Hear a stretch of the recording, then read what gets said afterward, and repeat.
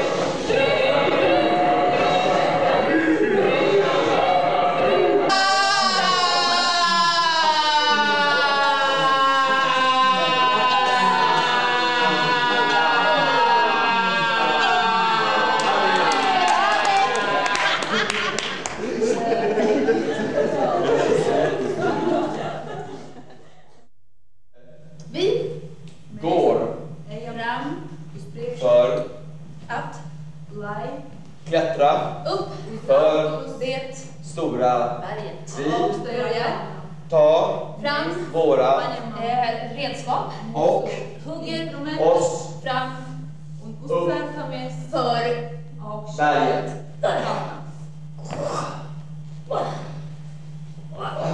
Väl uppe på berget tittar vi hos Eksam. Eksas Maunas hon Domsas Svedigas Dad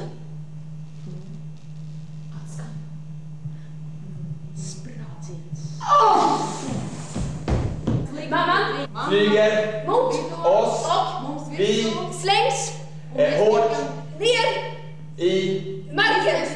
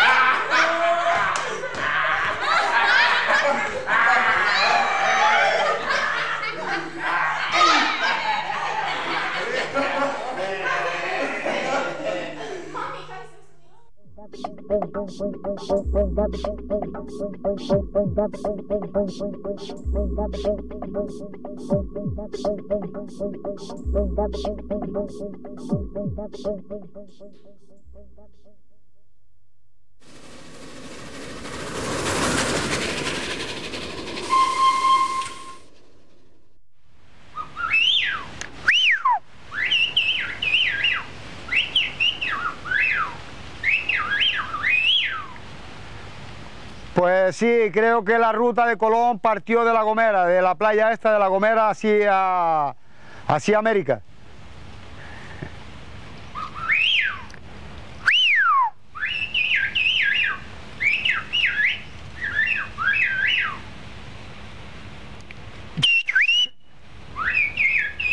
Sí.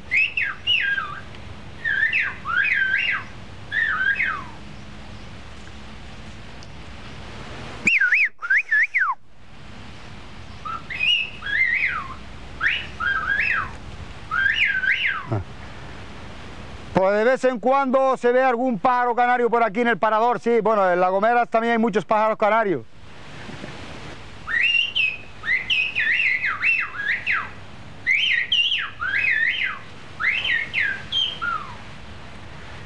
Pues sí, este año ha llovido bastante en las Islas Canarias y en el Atlántico también ha llovido bastante. La Gomera, viena no Kanāriju salām Atlantijas okeānā. Šeit vēl aizvien savu praktisko nozīmi saglabājusi silbu, svilpotāja valoda. Mantojums, kas no senajiem goņšiem nonācis tagadējo iedzīvotāju īpašumā.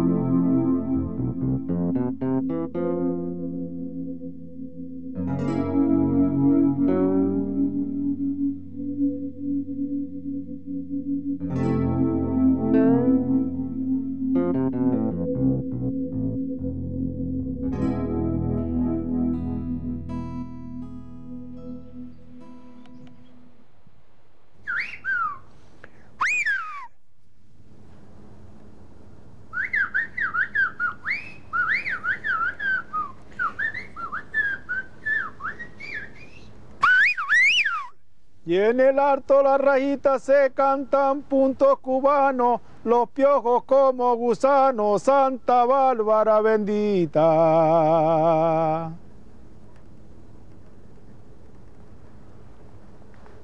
Muchacho, ¿cuántos años tiene el sirvo? No, que cuántos por silbando.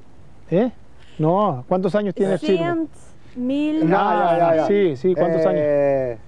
Pues el silbo tendrá aproximadamente desde la edad de Cristo, me imagino, porque eso fue traducción de los guanches, cuando los guanches llegaron a La Gomera, así es que eso es una tradición guanche y eso lleva muchísimos años, sí, muchísimos años.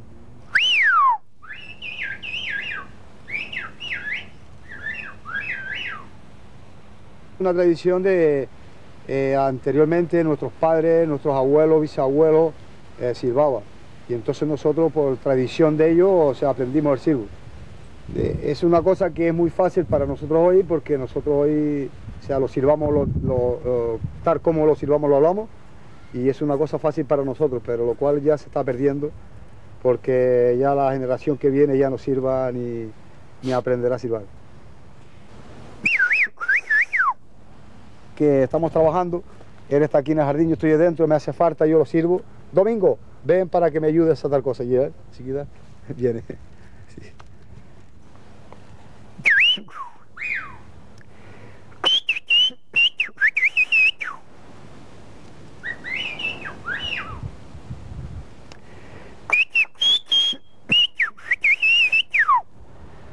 Más o menos El silbo se puede oír y entender 2-3 kilómetros. 2-3 kilómetros más o menos. Depende del viento, el eco de los barrancos, si hay mucho eco o no hay mucho eco. Como línea recta, sí, 2-3 kilómetros.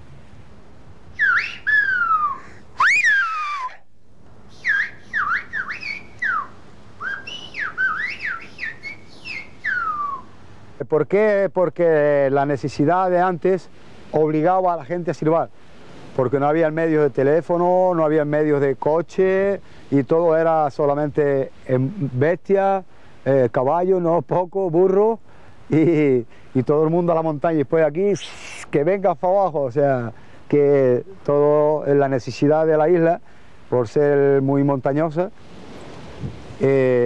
obligaba a la gente a silbar para todas las necesidades que había.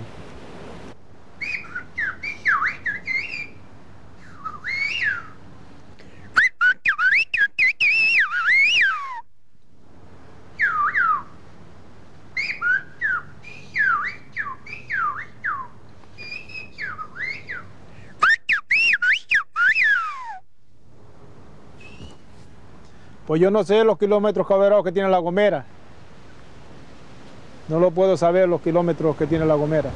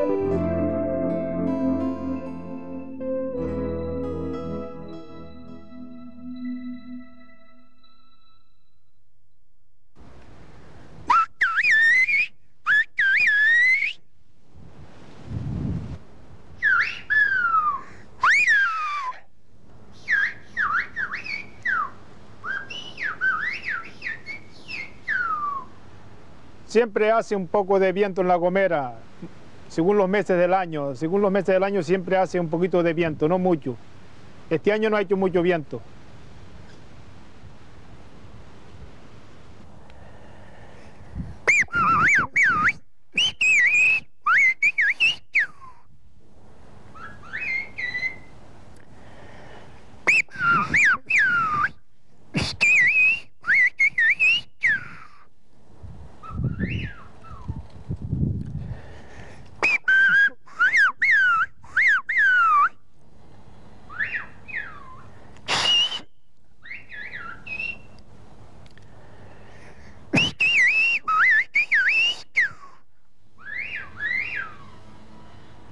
Le dije que cogiera una flor y se la diera a la chica.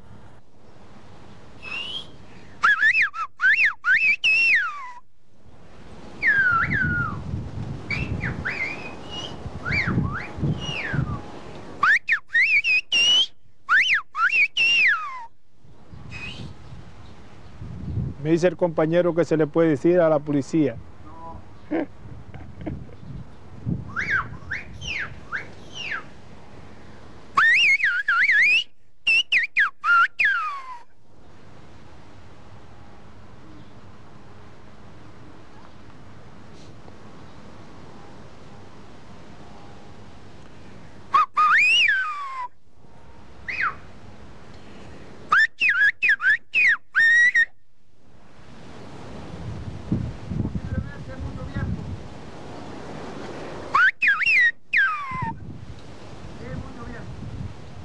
es el compañero que hace un poquito de viento. Cristóbal Colón marchó a América y quedó Beatriz de Boadilla. De Cristóbal Colón, el agua y la leña la cogió aquí en San Sebastián, en el Pozo de la Guada, que se acogió el agua con un barde, llenó todos los cántaros para llevarla a América.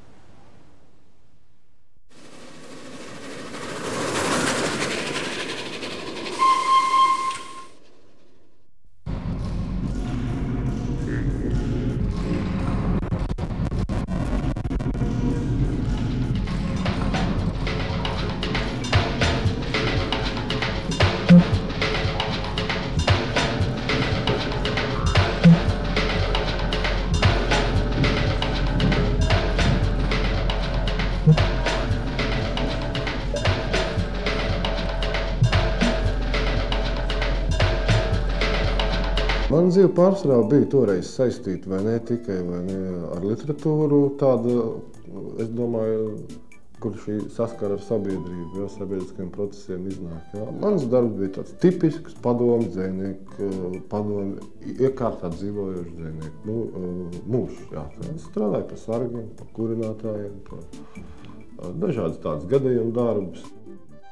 Latvieši bija ļoti veikli iemācījušies, izkopuši savu valodu, un tas ir gan drusciņi ironija, drusciņi arī pozitīvā nozīmē teikt, kad prata pateikt, kā sekts ar puķiem, ļoti daudz ko, vai ne?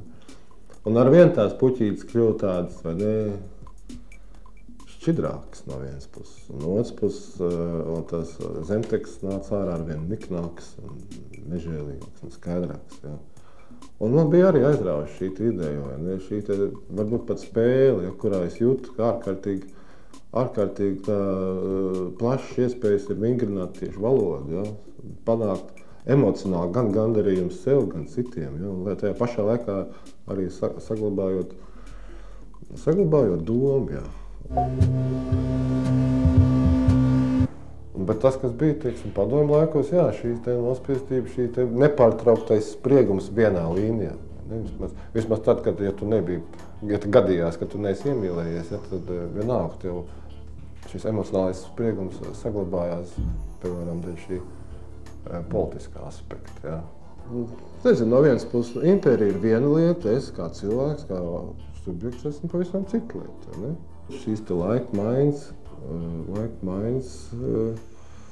protams, viņas praktiskajā dzīvē ir dažādi rakstura izmaiņas, bet tādas ļoti banālas manā uzturē. Nu, kādas pārmaiņas var ienest tavā dvēselē? Kas tavā dvēselē var ienest pārmaiņas? Valdības maiņa. Nekādīgi nespēju piekrist, vai ne, ka kaut kas būtu radikāli izmainījies, ja? Manī. Priekš manas dzīves. Ja. Es, teiksim, ļoti spītīgi vienmēr esmu pirmajā plānā izvirzījis to teiksim, dzīves emocionālo pusi. Ja. Man ir bijis pilnīgi atšķirīgi, ja, teiksim, kā dzīvot. Ja. Man ir bijis varbūt vairāk svarīgi, kāpēc dzīvot. Ja. Un vienīgais gandarījums man ir palikusi šī te man dvēseles dzīve, ja, kur, ja es protu, ja man izdodas to realizēt un piepildīt,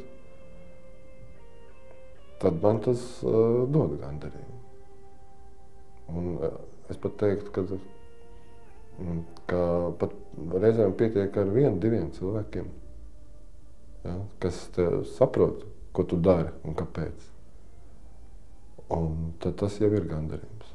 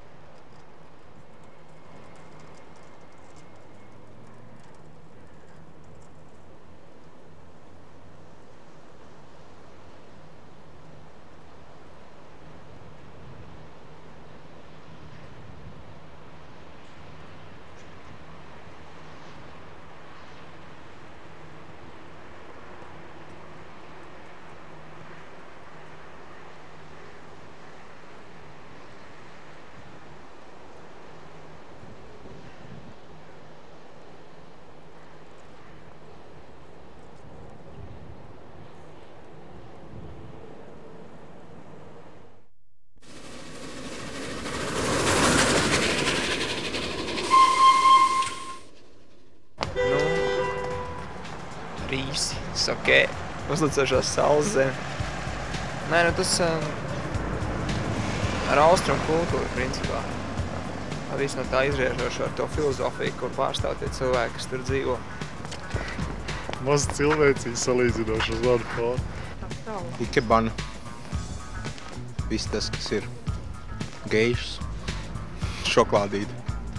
Japāna ļoti samurajiem, tādām, kā lai saka, tādiem darbīgiem cilvēkiem. Только Toyota, наверное. Kaut kāda tehnika, baigā tehnika. А Япония? Да.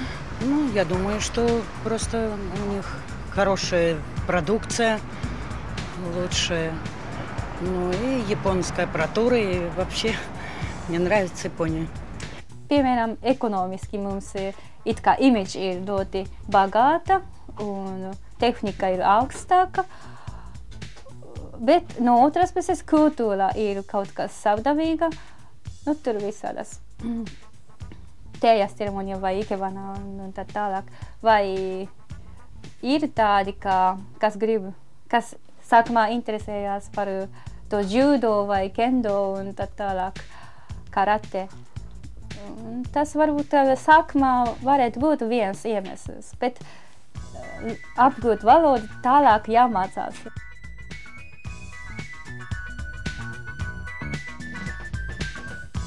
Starp citu par mūsu skolu balvu.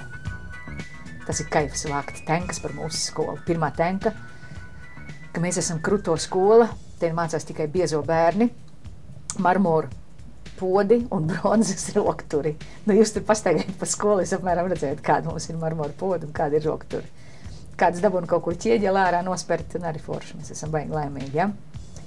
Otrs ir, ka mēs te nodarbojamies tikai ar tējas ceremonijām, karate, un kas tur vēl ir, kaut kāds muļķības vārds, sakot, ir tās eksotiskās, ja? Nekas netūmā tas nav.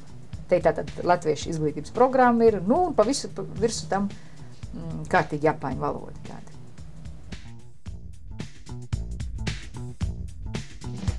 Es strādāju Japānā kā ne gidi, bet tulks krievu valoda. Bet man prasa vēl augstāku līmeni. Un es domāju, man vajag vēl mācīties kaut kur praksē. Un man bija daudz piedāvājums tur strādāt kaut kādā firmā, komerciālā, ar krievu valodu. Bet es negribēju tādā firmā strādāt un tad uzzināju par Rīgas Japāņu valodas skolu un vienkārši atbraucu. Un vēl man bija interese mācīt Japāņu valodu, savu valodu.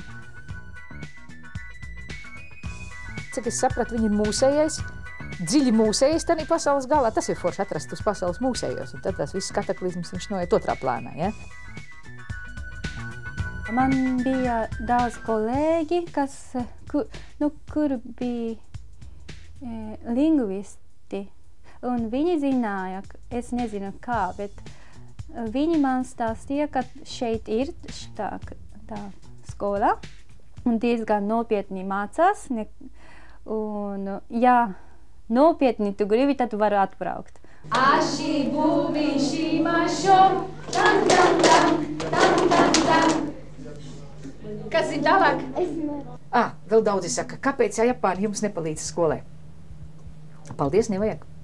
Japāna mums sūta grāmatas, skolotāji, Japāna skolo mūsu bērnus, ko tu gribi teikt? Neču, nu nāc, pasaki, tu jau ļoti gribi kaut ko man pateikt. Ko? Nu? Tu atnāc pasūdzēties par sevi? Ja tu vienkārši ienāc pie manis? Par sevi. Nu, ko tu izdarīji, ko? Skolotāji teica, lai es atnāku pie jums. Redzi, šitas kociņš ir, ja? Paņem rokās to kociņu. Nu? Ko tu domā, ko darīja Japāņa šito kociņu, ka bērni kaut ko slikti darīja? Kā viņi lietoja? Nu? Pašapkalpošanās. Tu esi podu nostrādājis kādu? Ko? Redz, visu laiku kaujies. Mums skolā ir likums. Es nemīlu stukačus. Jo es, kad skolā mācījos, es biju diezgan rezgalīgs bērns, un pa mani visi stučījies, līdz šim brīdim to nevar ciest. Mums skolā izdarīja kaut ko pats, nāc pats sev nostučīja. Katrs stučīja pa sevi, ne tāda. Jo citādi, lai viņš tur izdarīja, un tu neko nedarīji, ne? Un muļķības viņi dara tās pašas un tādā pašā kvalitātē un kvantitātē kā japāņu bērni, ja? Un japāņu cilvēki atkal priecājās, vai ne? Tur atkal viss ir tā kā viņiem, ja? Kontaktēties ar bērniem ir vislabākā metode varbūt runāt praktiski latviešu valodu. Jo es bieži sajaucu vārdus gan krievu, gan latviešu. Un es vienreiz 2. klasē teicu, tas ir eta burkāns. Un tad viens skolnieks teica, skolotāji, tu runā nepareizi. Un tad tu sāc apzināties, ka mūsu sīkais jau uz 3. un 4. klasi viņš latviski lasa, runā, japāniski lasa un runā krieviski, protams, no multenēm viņš ir samācījies, vai ne? Angliski viņš kaut ko jau zina, vēl kaut ko var mācīties klāt. Starp citu, man tagad nesen ienāca prātā tāda līdzība, ja? Par Bābeles torni. Atcerieties, kā tur bija tām valodām, tur viss to izdalīja pa valodām, ja? Varbūt Latvija tieši ir tā vieta, kur tās valodas savāc kopā.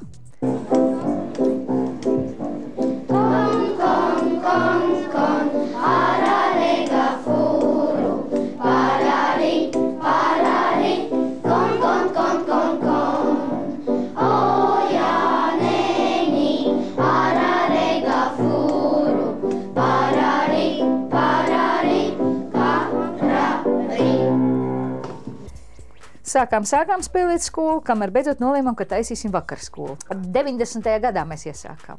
Sākām vakara klases, tur atnāca 40 cilvēki. Apmēram 40 cilvēki bija pieauguši bērni, bērni bija studenti, visādi bija krievi, latvieši, visi kopā, nekādas problēmas nebija. Mācīja kultūru ļoti nopietni par visiem Japāņu svētkiem, jo visiem bija tāds virspusējs pārskats par kaut kādiem Japāņu tradīcijām, svētkiem, par nozīmi un arī vēsturi. Ļoti nopietni mēs izgājām visu Japānas vēsturi, Japāņu valodā, protams. Mums iznāca tā, ka bija tiem visiem bērniem, kas bija pagrabā, bija māsas, radinieki, manu draugu bērni. Un tie vecie bērni pateica, ka vai bez 1. klases skolai nav smaka, ja? Bet jāsaka, ka vienīgais, ka skolā, protams, ir forši strādāt un interesanti strādāt. Un, it sevišķi, ka tu redz kaut kāds rezultāts, ko izdara sīkais, tur 1. klases, ka viņi sāk jau kaut ko runāt. Atbrauc kaut kādi japāņi, tad viņi sāka tiem japāņiem runāties. Viņi nebaidās runāt ar kļūdām. Ja? Tas ir galvenais, kad mācīties svešu valodu. Kāpēc tagad mūsu bērni dabūja šitos te certifikātus starptautiskā līmeņa eksāmenā Japānā? Ja? Nu, pirmo reizi vispār tik jauna piedalījās. Bet ne jau tā apziņa tāda, ka nu gribās. Ne? Un nu pārējie briesmīgi sasparojušies, tagad viņi arī brauks un kaut ko darīs. Konnichiwa, boku wa Alyosha desu. Boku wa Ariga ni sundeimasu. Boku wa to haha to chichi to oba-san to ji-san to ushigaimasu. Es pateicu, ka mani sauc Aļoša, ka es dzīvoju Rīgā un ka man ir viss māma, tētis, vecmāmiņa, vectētiņš un govs. Laukos, jā.